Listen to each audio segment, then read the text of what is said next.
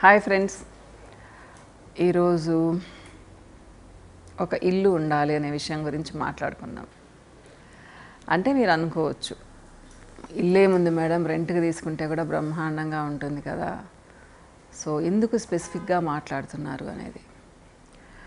జనరల్గా చాలా సామెతలు ఉన్నాయి కదమ్మా, ఇల్లు కట్టి చూడు పెళ్లి చేసి చూడు అంటారు, ఏదో అలా ఉన్నాయి, నాకు ఇప్పుడు గుర్తు రావడం లేదనుకోండి. ఏదైనా మన ఇంటికి చాలా ప్రాముఖ్యత ఉంటుంది. ముఖ్యంగా మన ఇల్లు అనుకున్నప్పుడు ఏంటంటే అది రెంటెడ్ హౌస్ కానివ్వండి, ఏంటి అంటే చాలా జాగ్రత్తగా చూసుకుంటాం. చాలామంది, కొంతమంది చాలా వేరేగా పెట్టుకుంటారు, అది వదిలేద్దాము. మనం ఉన్న ఇంటి మీద చాలా అభిమానం ఉంటుంది మనకి. మా నాన్నగారికి ట్రాన్స్ఫర్బుల్ జాబ్, ఇంజనీర్ ఆయన ఇరిగేషన్ డిపార్ట్మెంట్లో. సో ప్రతి సంవత్సరానికి 2 సంవత్సరాలకి ట్రాన్స్ఫర్ అవుతూ ఉండేవాడు. సో మేమేంటంటే ఒక ఇంట్లో ఉంటాము, ఆ ఇంటితో అనుబంధం ఉంటుంది, చుట్టుపక్కల వాళ్ళతో మంచిగా ఉండేసి వెళ్ళేటప్పుడు ప్రతిసారి ఏడ్చుకుంటూ వెళ్ళేవాళ్ళం. సో నా పెళ్ళికి ముందు అమ్మ వాళ్ళు బాలాజీ నగర్లో, నెల్లూరులో ఆల్మోస్ట్ ఒక 10 years ఉన్నారు. అమ్మోళ్ళు ఖాళీ చేసి వచ్చేసేటప్పుడు అయితే నేను 3 సార్లు పోయి చూసుకున్నాను ఆ ఇంటిని. ఇంకా చూడం కదా అన్నట్టు అనమాట. అలానే బుచ్చిలో కూడా మా ఇల్లు ఇచ్చేస్తూ ఉంటే చాలా బాధేసింది మా. ఇలా ఇంటి మీద మనకు చాలా అనుబంధం ఉంటుంది. కానీ నేననేది ఏంటి అంటే, ఆడవాళ్ళ విషయంలో కూడా చెప్తున్నాను మా. జనరల్గా లేడీస్ ఏం చేస్తాము అంటే, డౌరీ రూపంలో ఎంత తీసుకెళ్ళినా కానీ ఇల్లు గురించి అసలు పట్టించుకోము. నేను ఈ మధ్య కంటిన్యూస్గా లేడీస్ గురించి మాట్లాడుతున్నాను, వాళ్ళ ప్రాబ్లమ్స్ గురించి మాట్లాడుతున్నాను. ఎందుకంటే నా క్లయింట్స్ చెప్పే విషయాలు విని అదే విషయాలు మాట్లాడుతూ ఉన్నాను నేను. జనరల్గా ఏమవుతుందంటే, ఏదైనా ఒక చిన్న పేచీ వచ్చింది, లేదా మగవాళ్ళు ఇరిటేట్ అయ్యారు, నా ఇల్లు వదిలిపెట్టిపో అంటారు, నా ఇల్లు దాటిపో అంటారు, నా ఇల్లు అని మాట్లాడతారు. మీరు ఆలోచించండి, మన ఇల్లు అనే మగవాళ్ళు చాలా తక్కువ మంది. అంటే అది పూర్తిగా వాళ్ళ తప్పు అని అనుకోకూడదమ్మా. ఎందుకంటే వాళ్ళ బ్రాటప్ అట్లా సంపాదించే పొజిషన్లో ఉంటారు కదా. అంటే మా ఏజ్ వాళ్ళు, లేదా ఇప్పుడు 40s నుంచి పైన ఉన్నవాళ్ళు. ఇప్పుడు పిల్లల అమ్మాయిలు చాలామంది జాబ్ చేస్తున్నారు, అది అది వాళ్ళ విషయాలు నేను మాట్లాడడం లేదు. మా ఏజ్ విషయాలు అంటే 40sలో 50sలో 60sలో ఉండే వాళ్ళ గురించి కూడా మాట్లాడుతున్నాను అనుకోండి. ఏదైనా కోపం వస్తే, ఏంటి ఎక్కువ చేస్తున్నావు, ఇల్లు దాటిపో, నా ఇల్లు దాటిపో అని ఇలా అంటూ ఉంటారు. చాలామంది 80% ఆడవాళ్ళమి ఇలా ఎప్పుడో ఒకసారి అనిపించుకొనే ఉండుంటాం. కాకపోతే మనం ఎవరితో చెప్పుకోము, అవి బయటకు చెప్పుకోము. ఎందుకు అంటే రకరకాల కామెంట్లు వస్తాయి. బయట చాలా బాగుంటాం, ఇంకా యుద్ధాలు జరుగుతూ ఉంటాయి చాలామంది ఇళ్లల్లో. అంటే మనం ఏంటంటే నెక్స్ట్ డే వాళ్ళు మర్చిపోతారు, మనము మర్చిపోతాము, అంతే కదా. అదేం మనసులో పెట్టుకొని అన్నారు చాలామంది, ఏదో ఆవేశంలో వచ్చేస్తుంది.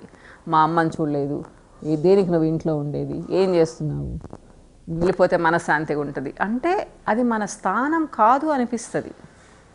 పెళ్లి చేసుకొని ఒక ఇంటికి, మన అత్తగారింటికి వెళ్ళిన తర్వాత అది నా ఇల్లు అనే ఫీలింగ్ ఎప్పుడు వస్తుంది మా? ఇంట్లో మెంబర్స్ అందరూ మనల్ని అలా చెయ్యాలి, మనకు ఆ ఫీలింగ్ వచ్చేటట్టుగా చెయ్యాలి కదా. సో చాలామంది ఇళ్లలో ఏంటి అంటే మన అనే ఫీలింగ్ రానివ్వర్మా. మాది, నాది, మా బాబుది, ఇలా మా వారు, ఇలా మాట్లాడుతూ ఉంటారు. ఎప్పుడైతే కోడల్ని మన అని మాట్లాడతామో వాళ్ళకంత పెద్ద ఫీలింగ్ ఉండదుమా.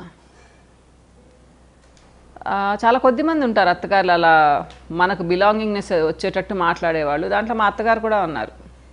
మన అనే మాట్లాడేది ఆవిడ ఎప్పుడు అనమాట. తర్వాత నేను కూడా ఇంకా అలవాటు చేసేసుకున్నాను, వితిన్ మంత్స్లోనే నేను అలవాటు చేసుకున్నాను. ఎందుకు అంటే ఇది నాది అనే ఫీలింగ్ వచ్చేస్తుంది కదా.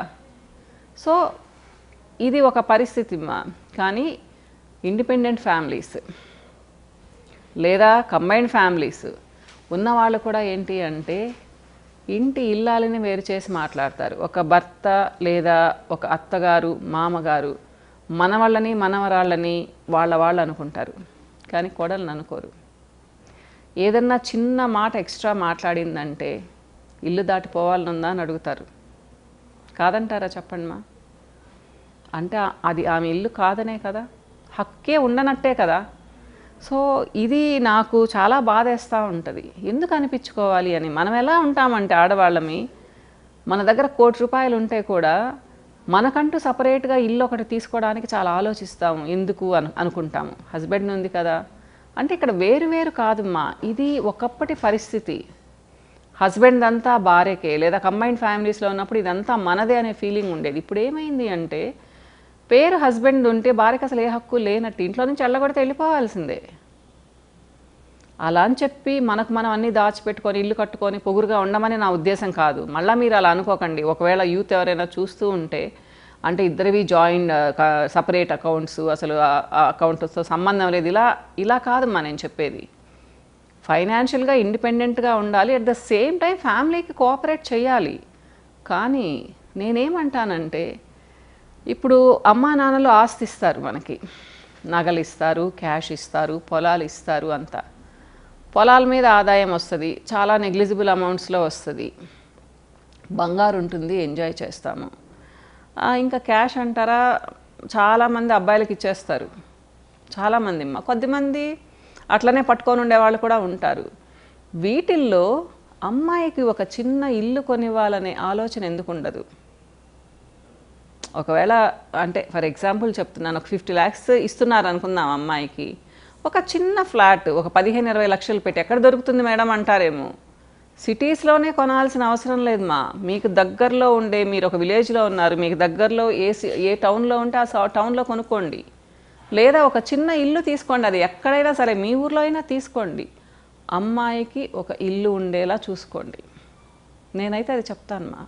ఎన్నో ఆలోచిస్తాము, ఇలాంటి అబ్బాయినిచ్చి చేయాలి, అలాంటి అబ్బాయినిచ్చి చేయాలి, నగలు ఇది కొనుక్కోవాలి, సారీ ఇలాంటిది కొనుక్కోవాలి, ఇంత పొలాలు ఇవ్వాలి అంటాము. సింగిల్ బెడ్రూమ్ హౌస్ అమ్మాయికి కొనివ్వాలనే ఆలోచన ఎవరికీ ఉండదు మా, అస్సలు ఉండదు. ఉన్న ఇల్లు కూడా అమ్మేసి పెళ్లి చేస్తారు. సో నేనేం చెప్తాను అంటే ఒక ఇల్లు ఎందుకు ఉండాలి అంటున్నానంటే, ధైర్యం ఉంటుంది మా. అమ్మాయిలకి ఎప్పుడూ ధైర్యం ఉంటుంది. అలానే అమ్మాయిలు నేను పొగురుగా ఉండండి, మీ ఇంటికి మీరు వెళ్ళిపోవాలని మీరు బెదిరించకండి అని చెప్పడం లేదు ఇక్కడ. అబ్బాయిలు ఎలాగైతే మాకు ఒక ఇల్లు ఉండాలి ఫ్యామిలీకి అనుకుంటారో, అమ్మాయిలు కూడా ఆలోచించండి. ఒకవేళ కొంతమంది పిల్లలు తెలివిగా ఉంటారు, కొంతమంది పిల్లలకు ఆ తెలివితేటలు ఉండవు, పాపం చాలా అమాయకంగా ఉంటారు ఇప్పటికి కూడా అమ్మాయిలు. అలాంటి వాళ్ళకి పెళ్లి చేసేటప్పుడు మనం ఎందుకు ఇవ్వకూడదు మన బిడ్డలకి ఒక చిన్న ఇల్లు? అది పెద్దదని కూడా చెప్పను నేను, ఏదో ఒక ఇల్లు, దాని మీద ఎంతో కొంత రానివ్వండి, రెంట్ రానివ్వండి, ఎందుకు ఇవ్వకూడదమ్మా? ఆలోచించండి. ఇల్లు ఉన్నప్పుడు ధైర్యం ఉంటుందమ్మా, చాలా ధైర్యం ఉంటుంది. ఇంకా మీరు డౌరీ రూపంలో ఒక ఇల్లే కొనిచ్చేశారు అంటే, అది వాళ్ళు వర్క్ చేసుకునే దగ్గర ఇంకా చాలా హ్యాపీగా ఉంటుంది. ఎందుకంటే రెంటెడ్ హౌసెస్లో కొంతమంది చాలా బాగుంటారు, కానీ కొంతమంది చాలా నశపెడతారు. ప్రపంచంలో వాళ్ళకే ఇల్లు ఉన్నట్టుగా ఫీల్ అయిపోతూ ఉంటారు. ఉదయం లేస్తే అదిలా ఇదిలా అని చెప్పేసి నేను కూడా ఫేస్ చేశాను. ఎవరమో దానికి అతీతులమేం కాదు. నేను నెల్లూరులో అయితే ఒక ఇంట్లో రెంట్కున్నాను ఫస్ట్ టైము. అంటే మా నాన్న వాళ్ళు రెంట్కున్నారు అనుకోండి, అది వేరే విషయం. పెళ్ళైన తర్వాత బుచ్చి నుంచి వచ్చిన తర్వాత మేము నెల్లూరులో ఉన్నాము. ఒక ఇంట్లో రెంట్కున్నప్పుడు అసలు ఏమి ఇబ్బందే లేదు. తర్వాత ఏం చేశామంటే, నలందాకి వెళ్ళిన తర్వాత ఓన్ హౌస్లో ఫ్యాంటైజ్ పెట్టాను. సో కిందకి వెళ్ళామన్నమాట రెంట్కి. అసలు అంటే మీతో షేర్ చేసుకుంటున్నాను, మా వారు దూరంగా ఉన్నారు, అంటే వేరే దగ్గర వర్క్ చేస్తూ ఉండేవాళ్ళు కర్ణాటకలో, ఆనంద్. నేనున్నప్పుడు ఏంటంటే ఒక ఆయన వచ్చి బిల్ తీసుకొని వచ్చి, మేడం మీకు ఒక 1 వీక్ నుంచి చెప్తున్నాను మేడం, ఇదేదో పే చేయలేదు మీరు అనుకుంటూ వచ్చారు. నాకైతే షాక్, ఇదేంటిది ఇలా మాట్లాడుతున్నారు అనేసి. మేనర్స్ తెలియదు ఆయనకి, ఎవరో వాళ్ళ స్టాఫ్ అన్నమాట.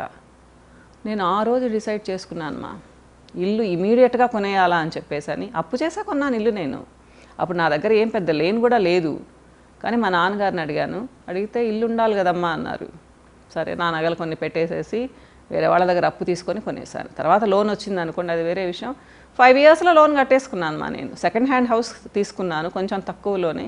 కానీ చాలా మంచి ఎక్స్పీరియన్స్ నాకు. చాలా హ్యాపీగా ఉండేవాళ్ళం మా ఇంట్లో. అసలు మామూలు సింపుల్ హౌస్ అది, అయినా కానీ చాలా బాగుండేవాళ్ళం. ఎందుకంటే ఇవంతా ఉండవు. ఇంకా ఇవి ఇంకెందుకులేండి, ఇంకో వీడియోలో చెప్పుకుందాం. అసలు రెంట్కి ఉన్న వాళ్ళని విసిగిచ్చి చంపేస్తారు కొంతమంది. నాకు అనిపిస్తుంది, ప్రపంచంలో వీళ్ళకే ఇల్లుందా, ఇంకెవరికి లేదా, కొంచెం అన్న మేనర్స్ తెలియదా అని అనిపిస్తుంది. సో మన దగ్గర రెంట్కి ఉండే వాళ్ళని మనం కూడా బాగా చూసుకోవాలి మా, మరీ నసపెట్టకూడదు. కొన్ని ఇన్స్ట్రక్షన్స్ అయితే ఇవ్వాలి, కానీ మరీ 4 రోజులకు ఒకసారి వచ్చి అలా చేయకూడదు. ఎవరుంటారమ్మా? మరీ కొంతమంది చాలా ఆశతో ఉంటారు. సో అవి ఇంకో రోజు మాట్లాడుకుందాం, అద్దె ఇంటి కష్టాలు అని చెప్పేసేసి. సో సొంత ఇల్లు మనం చేసుకునే ప్లానింగ్లో సొంత ఇల్లు అనేది తప్పకుండా ఉండాలమ్మా. 2 rooms ఉంటే కూడా అది మన సొంత ఇల్లు అన్నట్టే, అంతే కదమ్మా. మన ఇంట్లో మనం ఎలాగైనా ఉంటాం, ఒకటే రూమ్లో వంట చేసుకుంటాము, చిన్న బెడ్ వేసుకొని ఉంటాము, అదే హాల్ అనుకుంటాం. రెంట్కి మీరు ఒక 6 రూములు ఇల్లు తీసుకున్నా కానీ అది వేరేగానే ఉంటుంది. నేనైతే ఇది చెప్తాను మా, ముఖ్యంగా ఇప్పటి అమ్మాయిలు ప్లాన్ చేసుకోండి, మీకంటూ ఒక ఇల్లు ఉంచుకోండి. మీరు ఒకవేళ జాబ్ చేసే పని అయితే కంబైన్డ్గా తీసుకుంటారు, కానీ అంటే కంబైన్డ్గా డబ్బులు పెడతారు, కానీ చాలామంది ఇల్లు అబ్బాయి పేరు మీదే ఉంటుంది మా. అంటే ఇది నేనేదో మీరు ఎప్పటికైనా విడిపోవచ్చు కాబట్టి మీ ఇల్లు మీకు ఉండాలని చెప్పడం లేదు, సేఫ్ సైడ్ అంటున్నాను. మీరు నగలు కొనుక్కుంటారు, బ్యాంక్ బ్యాలెన్సులు పెట్టుకుంటారు, కార్లు కొనుక్కుంటారు కదా, అన్నిటికంటే ముందు ఇల్లు ప్లాన్ చేసుకోండి మా.